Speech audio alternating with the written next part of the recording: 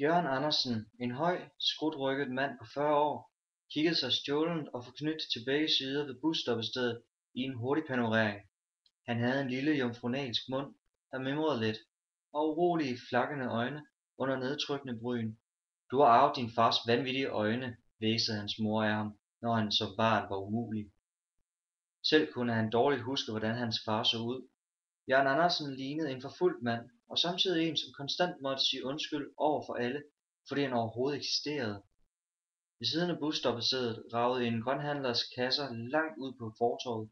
En ung, fed, tilslørt arabisk kvinde stod og følte med lange, slanke fingre på dagens tilbud af agurker. Jørgen kom til at se hende ind i øjnene, mens hun følte på en agurk. Hendes mund kunne han ikke se forsløret. Hun havde aldrig før set en muslimsk tilsløret kvinde i øjnene. Hun havde bløde, mørke øjne, og han fornemmede tydeligt, at hun smilede drillende til ham med øjnene, mens hun følte underligt prøvende på den store agurk. Jørgen slog blikket ned. Han for sammen i angst, da en hårdt pumpet sidegadebums pludselig væltede ud af døren fra værtshuset bag stoppestedet med en dunst af gamle ølsjatter og gammel koncentreret tobaksrøg, bølgen efter sig i en pludselig opstået værtshusbrise. Manden råbte truende tilbage i retning af døren. Jeg nakker jer, hele bundet! Han havde netop afsluttet sin afskedssalut til værtshuset, da han var ved at blive torpederet af en ung araber på mountainbike, som kom hjulende afsted inde på fortovet. Manden nåede at få fat i fyrens dynejakke og væltede ham ned på fortovet. Har du ingen opdragelse fået? Det her er ikke nogen negerlandsby. Her i Danmark er der noget, der hedder færdselsloven, din sorte abe. Manden råbte manden med en buldrende stemme og sparkede fyren i hovedet. Lyden af en bremsende bus og den gennemtrængende lyd af udslip af overskudsfriktionen kvalte heldigvis den unge arabers udbrud af smerte. Det var Jørgens bus, der kom, og han steg hurtigt op. Nu var han i sikkerhed, væk fra den frastødende tumult og endelig på vej mod Valby station. Jørgen havde ikke medlidenhed med fyren på cyklen, for der herskede efterhånden energi på de københavnske fortove. Men det vendte sig i ham, når han så rå vold udfolde sig lige for næsen af ham. Jørgen Andersen glædede sig til at komme væk fra de giftigt stinkende biler, trafiklarmen og de indbilske fjender i København. Han skulle nå Intercity-toget kl. 17:34 til Odense. Nu skulle den forbandede sommeraften for 2 år siden hævnes. Dengang var himlen først en smukt, flammende rødt hav, som kom mørket og hans liv chok. Men nu var det sommer igen, og i sportstasken havde han en latpistol. På Valby station stod en pige med de flotteste lange ben, Jørgen nogensinde havde set. Hun var iført lyse nylonstrømper og en lovkort halvgennemsigtig lys sommerkjole. Hun pludrede løs i en mobiltelefon. Fantastisk silhuet i den sene eftermiddagssol. Jørgen syntes, at hun smilede til ham, vrikkede rundt på de høje hæle og ålede sig, måske tilfældigt. Kom helt tæt på ham flere gange. Han anede en duft af parfume fra hende, og måske en anelse af duft af hendes køn. Hun klappede mobiltelefonen sammen. Distraktionen fra det virkelige liv var væk. Nu var der en mulighed for kontakt. De stod lige under uret på perronen. Jørgen smilede med sin lille hønsebrudmund. 2 år i fængsel gjorde han ham sulten efter kvinder. Han sagde overdrevet kælden. Hej, ved du hvad klokken er? Pigen svarede aggressivt på fladt københavnsk. Tror du jeg er åndssvag, mand? Der hænger jo en kæmpe krydder lige deroppe. Hun pegede op på perronens ur og hvæsede. Skrid. Jørgen Andersen vendte sig om og gik væk fra pigen. Han mumlede indad rasende. Forfald, alt er til salg. Til salg, forfald, til falds, klamme mobiltelefon, klamme luderkusse. Han var næsten 40 år og havde kun kendt til nederlag og afvisning. Nederlag og afvisning, gang på gang. Ansigter i regn og sne, ingen gad at se på ham, ingen ville have ham. Ingen på arbejdsmarkedet, på trods af utallige krumspring, havde han aldrig haft rigtigt arbejde, kun projektarbejde på medborgerhuse og den slags.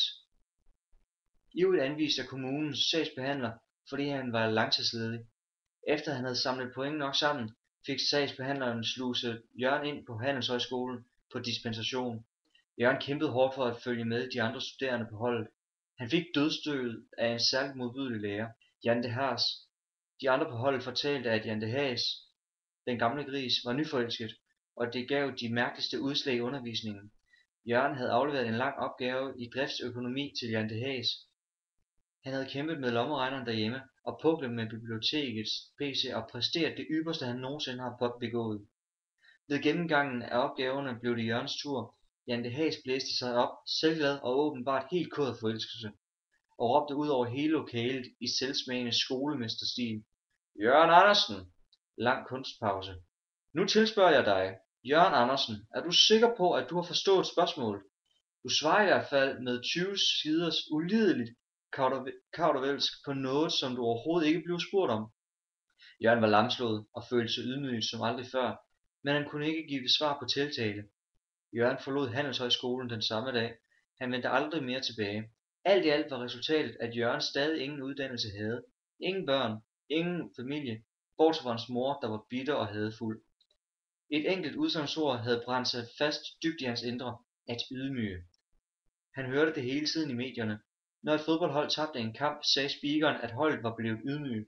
Det var ikke nok at referere et sportsresultat og tænke på, at hver uge var 50% der vandt, og 50% der tabte, og at det ugen efter ville være omvendt. Nej, nogen skulle hele tiden ydmyges, og det var det, de alle ville. Alle ville ydmyge ham, Jørgen Andersen, få ham til at føle, at han var usynlig, ikke til at få øje på og intet værd. Eller hvis man endelig fik øje på ham, så fremstod som en tåbelig narret, som Peter Jacobsen havde fået ham til ude på Handelshøjskolen. Ingen kvinde ville have Jørgen, men så mødte han Trine Peters i en brændert på et værtshus i en sidegade til Istedgade, op mod Vesterbros Torv. Det var den sommer, det skete. Måske var det den dårlige belysning, måske en pludselig vital gestus, en let berøring som opfølging på et halvbedøvet smil. Jørgen sad oppe i baren og så dystert ned i glasset, da Trine mæste sig ind over bardisken lige ved siden af Jørgen og råbte til bartenderen med en hæs bydende stemme: Whisky og ikke noget med vand eller is i, du! Jørgen så op fra sit glas og syntes hun var den dejligste pige han nogensinde havde set. Velkommen i klubben, sagde Jørgen og smilede slisk til Trine.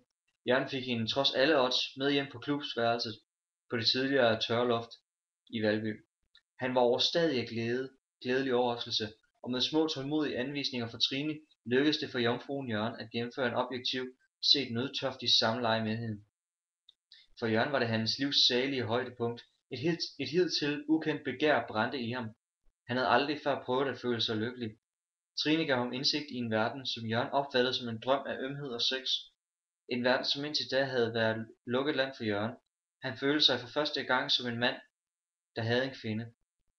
Trine bragte ham så meget glæde, at han ikke opfattede, at hun blot udnyttede ham i for hende trange sider.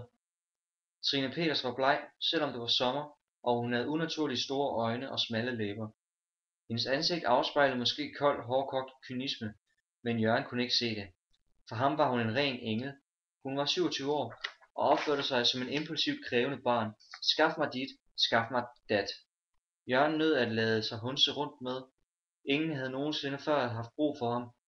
Han gik med åben pande ind i Revenslovsgade ved Hovedbanegården og skaffede rygeheroin til hende.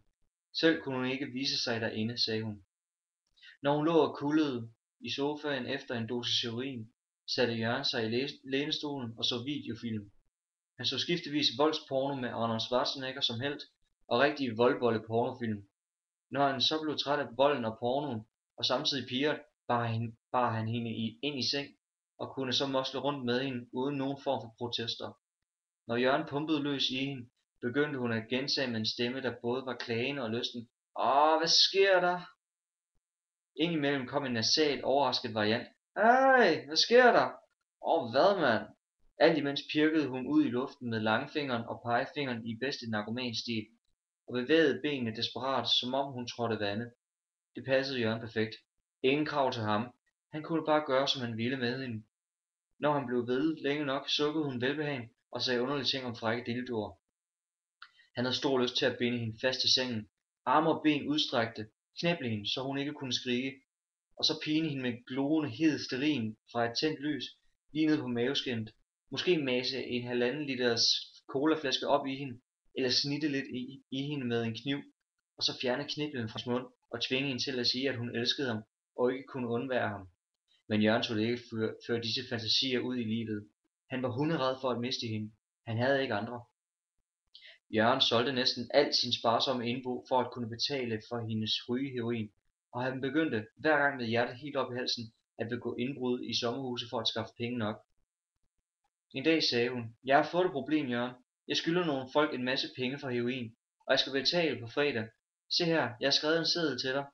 Du må skaffe penge." Jørgen så på sedlen. Der stod med flotte blokbogstaver: "Dette er et røveri. Jeg har en pistol rettet mod dig. Tøm kassen og læg pengene ned i denne pose." Jørgen stirrede angst på Trine. Trine bemærkede angsten i hans øjne. Hun så koldt på ham og sagde forurettet, som om han skulle være glad for, at hun havde tænkt for ham: "Hvad har du gang i, mand? Der ligger en filial af den danske bank nede på Valby Langgade. Den røver du. Så løber du ned og tager stien, der fører ud under viadukten over til Karls Langevej. Færdigt arbejde. De fangede dig aldrig." Bankrøveriet gik til Jørgens forbavselse godt, selvom Jørgen slet ikke havde nogen pistol, ikke på det tidspunkt. Han gjorde bare med hårdt tilkæmpet beslutsomhed, uro i maven og elefanthulen trukket den godt ned, præcis hvad Trine havde sagt han skulle gøre. Under hele seancen stod han med den ene hånd under skranken, uden for kasserernes synsfelt, og det var lige før han selv troede på, at han havde en pistol i hånden. De tog samme dag over til Fyn for at komme væk fra det hele.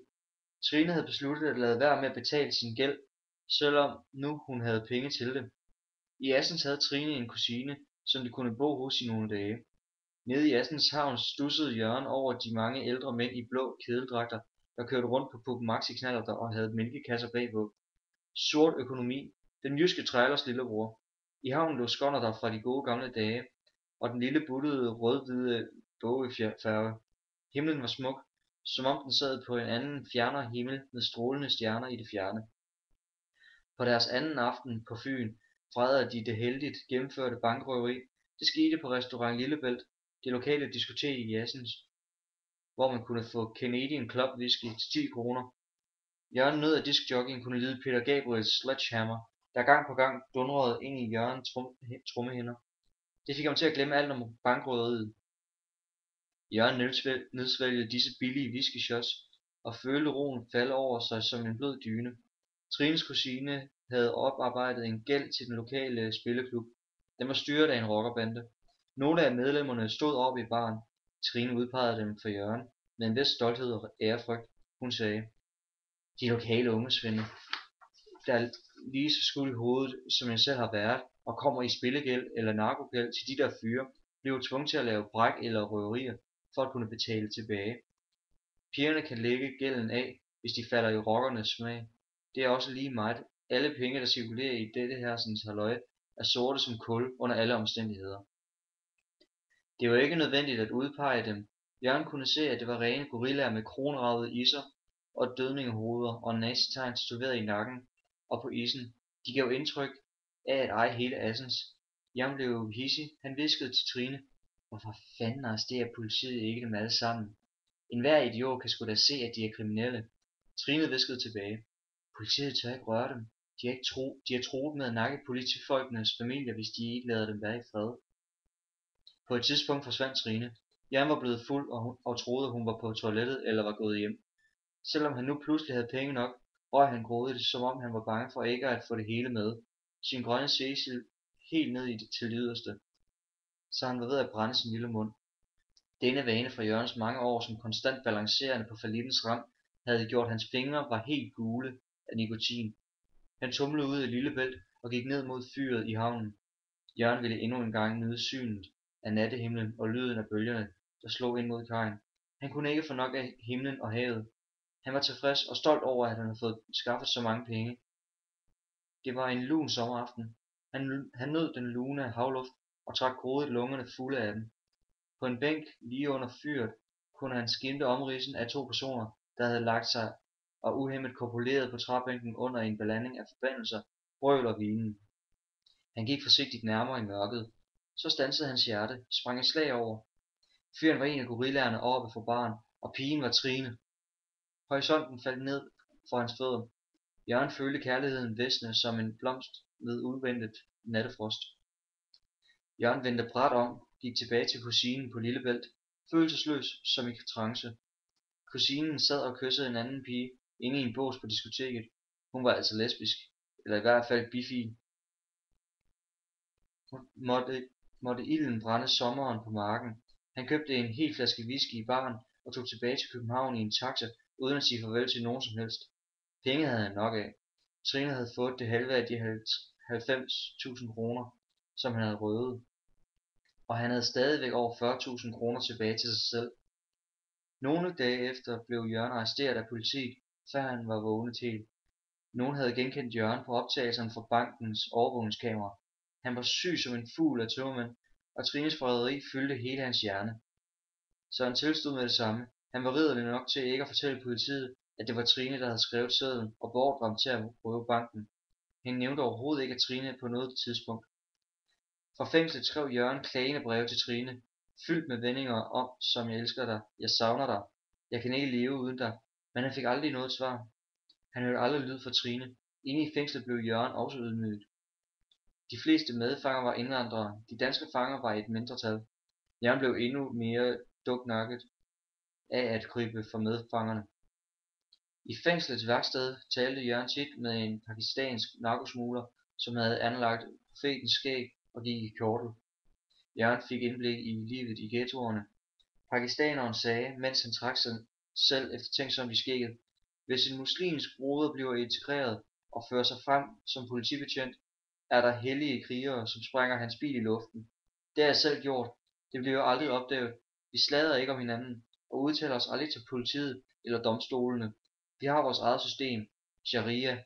Det danske er pilråden. De har kun taget mig for narko, og kun fordi de aflyttede min telefon. Da Jørgen fortalte pakistaneren om problemerne med Trine, blev manden stærkt ophidset.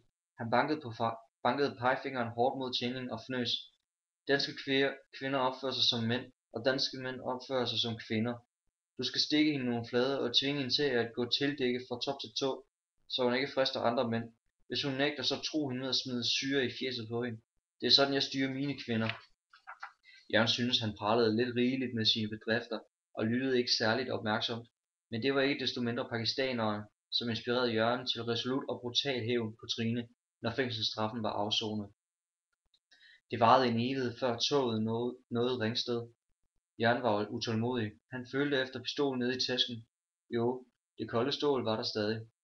Trine var blevet uforsigtig. Hun var blevet i Assens og havde fået en lille datter. Det fandt Jørgens mor ud af. Jørgen og hans mor stammede fra Odense, og Jørgen lyttede i sin barndom til kreaturernes uophørlige, forvirrede brølen over fra kvægtorvet, når de var på vej ind til slagtning. Nu er det TV2, der brølede uophørligt fra kvægtorvet.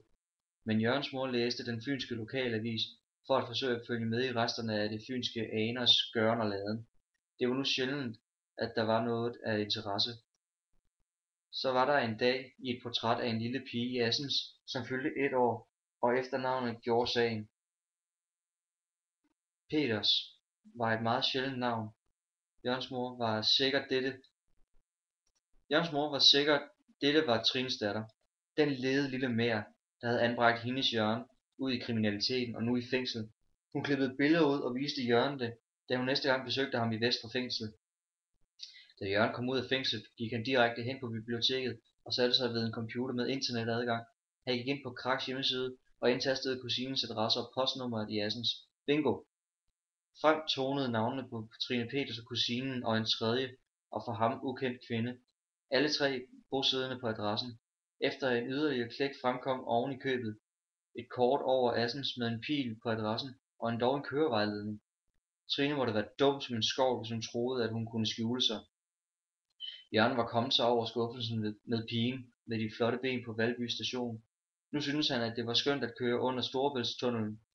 Det susede i ørerne, og så endte han i Odense på rekordtid. Toget begyndte at tage farten af, og Jørgen så højhusene over for optagelseshjemmet i Ejby lidt vest for Odense centrum, hvor han boede som en lille dreng, da hans mor var forsøgt at begå selvmord efter Jørgens far var forsvundet ud i det blå. Der var der masser af fugle og sang dengang, og et hav af gråspurve alle vegne. Gråspurven pirkede lystigt i de mange hestepærer, der lå på gaderne, da Jørgen var dreng. Nu var der ingen hestepærer, og næsten ingen gråspurve. Skaderne var nu kommet i flertal. Farvel til lyden af hestenes hove på brostenene, og farvel til gråspurvene, og goddag til bilerne, der nu osede forgiftet og larmede nede på Kirkegårds Allé.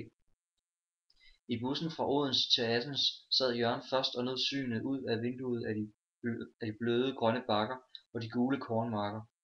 Han sad i nærheden af en flok piger fra 2.G, kunne Jørgen forstå på deres snak.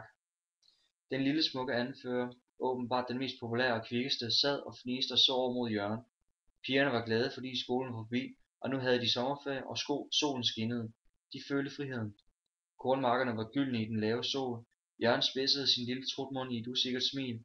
Så fniste alle pigerne, og det gik op for Jørgen, at de morede sig over ham. Han var til grin. Endnu en gang. Han blev så afmægtig af raseri, at han tog sin taske op på skødet og følte efter det latte pistol, der lå dernede. Han mærkede igen det kolde stål, og i en brøkdel af et sekund havde han lyst til at hive den op og plaffe de lede små kællinger ned. Ham skulle de ikke grine af. Han kunne mærke, at han dirrede over det hele i et ubændigt raseri. Han havde fået nok af ydmygelser. Nu skulle han vise dem alle sammen, hvem han var. Hele verden ville spærre øjnene op. Han blev roligere af at holde på pistolen nede i tasken. Nej, først var det Trine, den lede so og hendes lille fede baby. Bussen kørte ind i Assens kl. 20:15. Jørgen genkendte udsigten til havet ved Bogø, fuglenes rige, derude i aftensolen, og Torø, bag sukkerfabrikken og bryggeriet med den giftige udledninger af spildevand. Synet af det smukke hav kurerede næsten Jørgen for trangen til hævn. Jørgen og Trine nåede at ligge ved stranden og svømme i Lillebælt på badebroen lige nord for Assens den første dag, de kommer til den sommer. Men det lille buttede fyrtårn i havnen bragte flimrende dårlige minder frem i ham. Så kom kirken frem i hans synsfelt. Den var næsten bare for stor og imponerede til denne lille by. Det enorme spir havde fået nyt kopper. Det var brunt nu. Sidst var det irret og grønt, kunne Jørgen huske. Han så de smukke gamle huse og haver. Så standsede bussen bag den nu helt lukkede og nedlagte banegårdsbygning, der virkede som et spøgelse fra en forsvunden tid. Jørgen steg af bussen og så sig omkring. 2 unge par med barnevogne gik langsomt og trægt, nærmest modvilligt, rundt ved banegårdsbygningen. Intet at sige til hinanden. Den knugende familie, som de var sammen, udstrålede de isolation og total mangel på glæde. Jørgen var ikke gået glip af noget. Nogle lokale og unge svende sad på nogle bænke ved pølsevognen, havnen og guffede hotdogs i sig. De bar alle shorts, hvide ankelsokker og træsko. Og så havde de klaphatte og røde-hvide t-shirts på. Det var verdensmesterskabet i Sydafrika, og Danmark var stadig med. Han gik igennem havnen i nordlig retning, og 4 kraftige piger kom imod ham. Måske på vej hen til fyrene ved pølsevognen. De knaskede alle ihærdigt på enorme soft ice og indsede overhovedet ikke den solnedgangen, som faktisk betog Jørgen. Det mest markante, synes Jørgen, var at de lokale piger, som at dømme efter sproget, ikke havde fået nogen uddannelse. Alle var overvægtige og træge i bevægelserne, mens de, der havde fået en uddannelse, som for eksempel pigerne i bussen, var slanke. Jørgen kunne huske og nu fået bekræftet via internettet, at kusinen boede i et lille bitte hus i Ladegårdsgade, hvorfra han havde kigget på stjerner den første aften. Der ville han starte. Men først ned til stranden nord for Assens. Han måtte gøre sig klar. Han fulgte strandstenen med stærkt duftende hybenbuske på begge sider. På trods af hans foranhavende, indsnusende Jørgen, duften med en stort velbehag. Det var en vis skæn stemning over stedet. Huset ved ateliervinduer ud mod havet. Ude for enden af en lille bådebro stod 2 lystfiskere og råbte til hinanden og ruskede glæde i fiskestængerne. 2 store måger spankulerede forventningsfulde rundt lige bag de 2 fiskeres gummistøvler. Alle ville åbenbart have frisk fisk direkte fra havet. En stor sort kat lå inde i sandet, lige ude for broen og ventede dovent på sin chance, mens den slikkede sin pels. Jørgen gik længere ud af stranden, væk fra de 2 fiskeres synsfelt. Jørgen så solen synke i havet, mens han diskret tog pistolen op af tasken og undersøgte, at alt fungerede. Så trak han pistolen ned i bukselinningen bagpå, lige ved siden af rygsøjlen. Derfra kunne han trække den op lynhurtigt, afsikre og skyde i en bevægelse. Der var 12 patroner i magasinet. Det skulle være rigeligt. Jakken skjulte pistolen perfekt. Jørgen havde masser af gange indøvet at trække pistolen, låse sit håndled og så det forreste sigtemiddel sad usvigeligt sikkert midt i det bagerste sigtemiddel, og så presse jævnt og roligt på aftrækkeren, uden at rykke skuddet af. Uden sikkerhed, ro og øvelse var det slet ikke spor let at ramme sit mål, selv på nogle få meters afstand. Det stormede kraftigt nu, og der kom mørke skyer ind fra Jylland. Jørgen følte sig afklaret, rolig indeni. Nu skulle der handles. Mens han gik op ad Ladegårdsgade mod kusinens hus, løb alle rygterne, han havde hørt i fængslet om Trine igennem hovedet på Jørgen. Hun var blevet set i Istedgade kvarteret i selskab med gambianske pushere, sammen med skumle tyrkere i lilla frakker. Hun havde snydt dem alle. Men af alle de hun havde hun snydt ham selv allermest. Danmark havde vundet over og dermed ydmyget Saudi-Arabien i fodbold et par timer før, og folk tumlede rundt i gaderne og råbte: Vi vil have, vi vil have, vi vil have sejren i land. Det ville Jørgen også, sejren over Trine.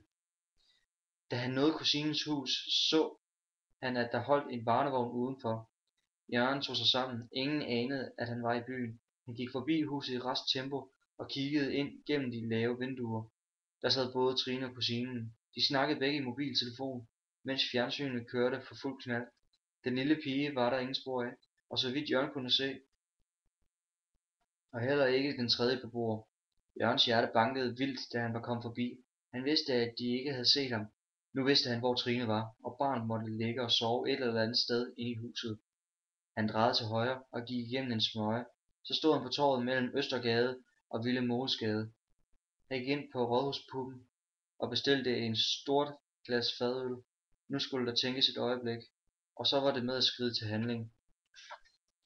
Et fjernsyn kørte omme bag baren. En masse sludder om Danmarks chance i 8. finalen mod Frankrig.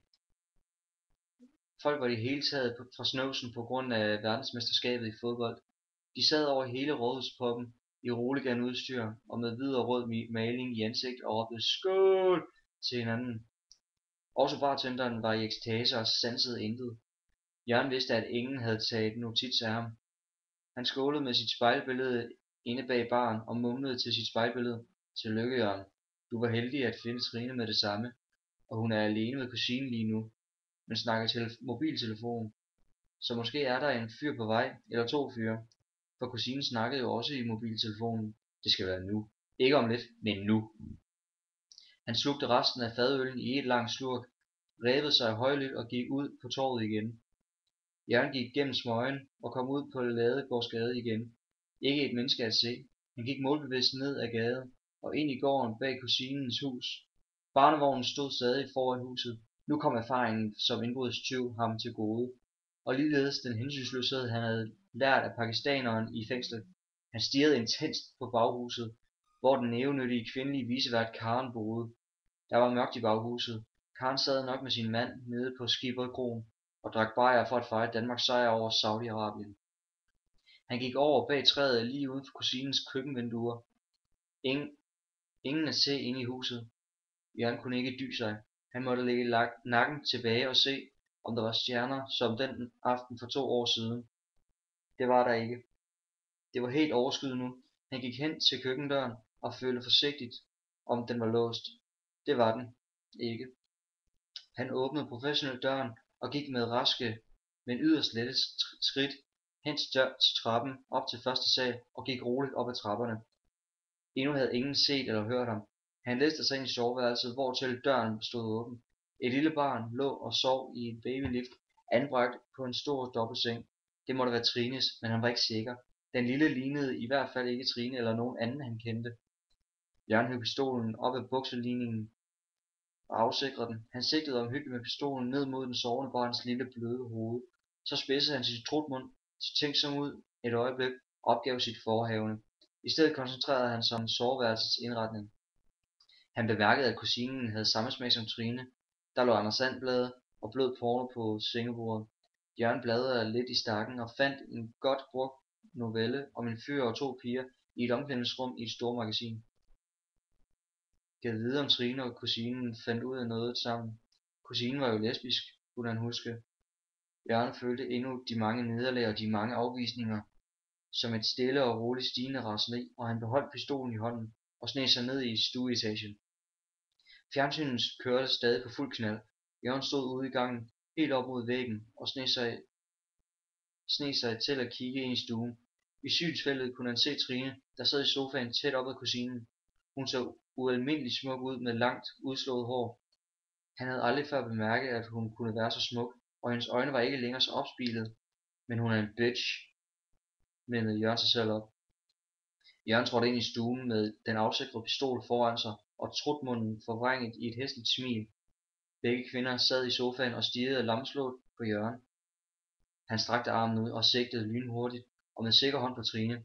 Trine åbnede munden for at sige noget, men Jørgen sendte en kugle gennem panden på hende, før hun nåede at få så meget som en lyd frem. Og brøkdelen af et sekund senere skød han kusinen 3 gange i brystet, mens hun var i færd med at rejse sig. Ingen af dem nåede at skrige. De nåede aldrig at opfatte, hvad der var sket, før det hele var overstået. Som en professionel legemorder drejede Jørgen om på hælen og gik ud af gården. Ingen havde hørt skuddene. De var blevet overdøvet af tv-apparaterne, som drønede på fuld knald i hele byen. De var begge døde. Det var Jørgen sikker på.